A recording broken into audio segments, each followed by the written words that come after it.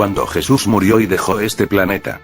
Sus discípulos comenzaron a dar a conocer las enseñanzas que les fueron encomendadas. A este grupo se le llama comúnmente la iglesia primitiva, pues la conformaban personas que se iban aglutinando en torno a las enseñanzas de los discípulos de Jesús y así sucesivamente. Esta iglesia primitiva vivían y practicaban las enseñanzas dadas a través de Jesús y sus discípulos. Estamos hablando de una época en la cual no existían sacerdotes o líderes cristianos, de hecho la cristiandad se vivía casi en secreto ya que era perseguida, y para el Estado romano la creciente cantidad de personas que aceptaban las enseñanzas de Jesús les producía miedo, pues podían perder el control de sus súbditos. Por ello el Estado romano reunía a grupos de cristianos y los dejaban ser devorados vivos por leones hambrientos en presencia del público, de modo de entretener a su pueblo y asimismo de provocar temor y con ello que el cristianismo se dispersara. A pesar de estos crímenes, el cristianismo crecía y el imperio romano mermaba. Los césares ya casi no eran tales porque ya no les quedaba poder. En el año 313 de la era cristiana, el emperador Constantino ya había sido sobrepasado, esto lo obligó a promulgar su famoso decreto de tolerancia, lo que logró que algunos cristianos salieran a la luz pública.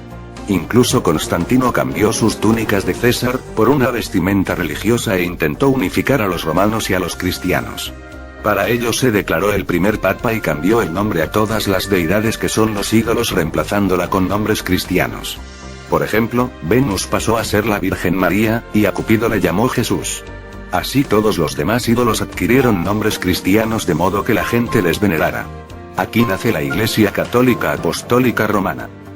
Los verdaderos cristianos de entonces se dieron cuenta de lo que Constantino estaba creando un monstruo y huyeron de Roma, manteniéndose en la clandestinidad por cerca de 1000 años. Cuando Constantino dejó el poder, dio al obispo de Roma el título de sumo pontífice máximo e hizo de él un segundo papa. En el año 330 Constantino se fue a Bizancio, Turquía. La transformó un poco y la llamó Constantinopla, manteniendo lealtad al sistema católico romano.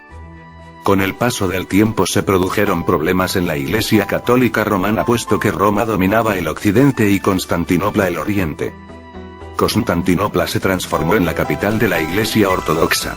De este modo Roma y Constantinopla se convirtieron en enemigos mortales. La historia de la Iglesia Católica Romana fue desde sus inicios una máquina de sangre y muerte. Por ese entonces Roma ya era asidua de las macabras cruzadas en las cuales en nombre de la autoridad de la Iglesia Católica se asesinó a miles y miles de seres humanos. Es así que en el año 1204 la Iglesia Católica Romana, dirigida por el Papa Inocente III, embiste a su hija, la Iglesia Ortodoxa, invadiendo a Constantinopla. Los soldados mataron y masacraron, sin embargo algunos líderes ortodoxos escaparon de sus manos, maldijeron al Papa y se alejaron de todo control de Roma y el Papa. Con el paso del tiempo, la Iglesia Ortodoxa quedó bajo la protección del zar de Rusia. Esto provoca que más tarde la Iglesia Católica, a través de su poderío, sentencie a muerte al zar de Rusia. Aunque queda mucha tela que cortar, hasta aquí llegaremos con este período histórico para pasar a entregar algunos detalles que te demostrarán cómo la Iglesia Católica y sus sacerdotes, curas, vicarios, papas, obispos, arzobispos, monjas, etc. son los pinceles a través de los cuales el demonio logra que le rindamos respeto y adoración. Constantino crea la institución católica de modo de unificar las religiones existentes y crear un estado-religión.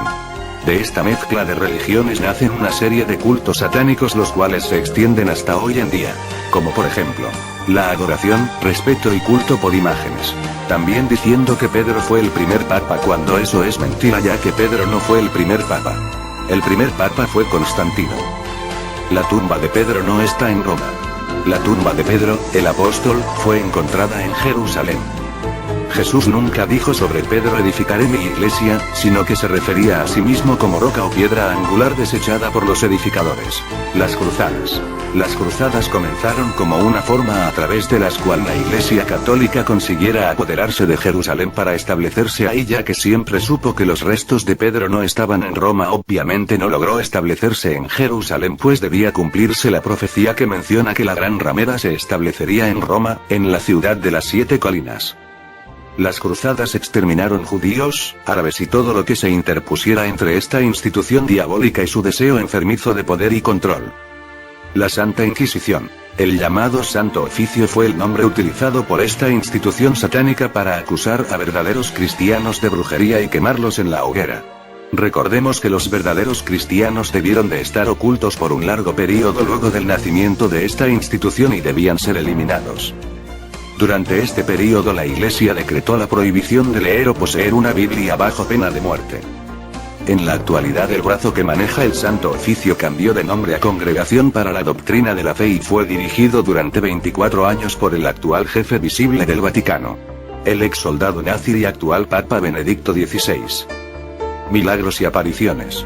Todo demonio tiene la capacidad de crear milagros.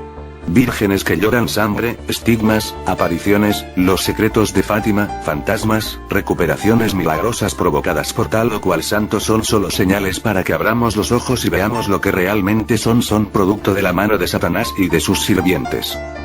Cada vez que asocias y atribuyes un milagro a un santo, a tal o cual virgen, a tal o cual santa, o a los rezos que le hiciste al San Expedito o a los rezos y velas que llevaste al templo de la Virgen de Guadalupe, estás haciendo lo que el demonio desea que hagas, que rindas culto y honor a cualquiera, menos a Dios. Recordemos que el demonio y sus ángeles caídos fueron echados del cielo y cayeron en la tierra. Ellos tienen capacidades y poderes. Y no creas que son pocos. El demonio se trajo consigo a una tercera parte de los ángeles con él. El demonio tiene poder en la tierra, así como sus ángeles, de modo de extraviar y engañar a la humanidad. ¿Pero por qué a la humanidad? Simple, porque somos la creación más amada de Dios.